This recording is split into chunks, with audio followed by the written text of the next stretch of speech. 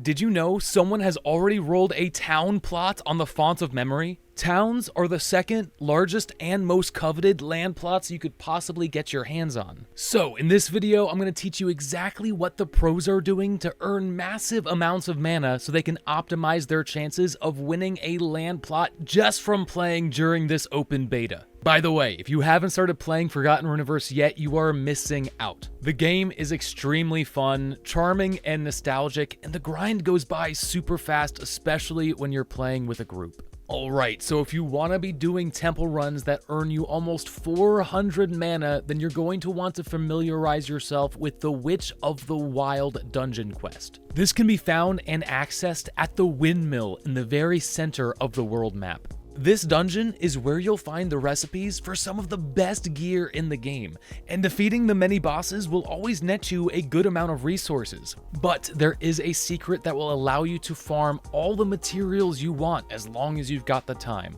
Firstly though, let's make sure you're ready to enter the dungeon. Just so you're aware, there are ways to beat this dungeon completely on your own as a solo player.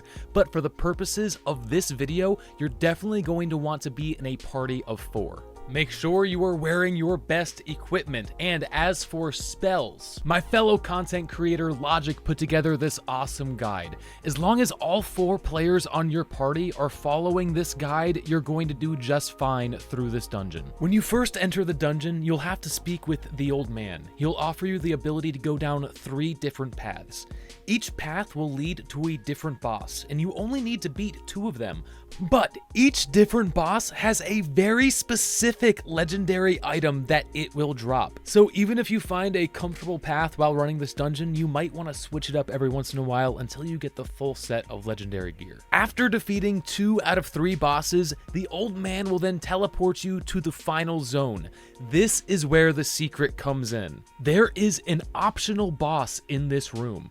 A giant black bear with piercing red eyes. Now, this boss is tough, but in the end, it drops the same resources as all the other bosses. Now, what makes this bear special is that unlike other bosses, it actually respawns. Meaning, you can fight this bear as many times as you'd like to farm up the resources you need to craft the spells in order to get this huge mana return. And as an added bonus, this bear actually drops the spell recipe you need for this run. The boar always traces the map in a clockwise fashion, so when you enter this final area, if you begin to run counterclockwise, you will always intersect the bear.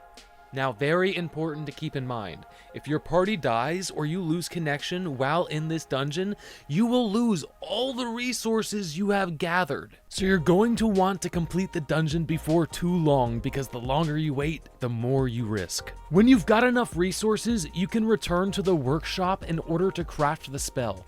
Keep in mind that you will need 9 of these in order to totally fill out the temple box and get a max multiplier on your return. If you need any gathering-based resources for this craft, make sure to check out the map made by the Kind Guild. They've done an amazing job displaying where each resource is on each map. It's very useful. And with that, you have all the information you need to start grinding that endgame loop and trying your hand at that coveted land plot. Links to everything in this video can be found in the description below. Thank you so much for watching, and until next time, I'll see you around the Runiverse.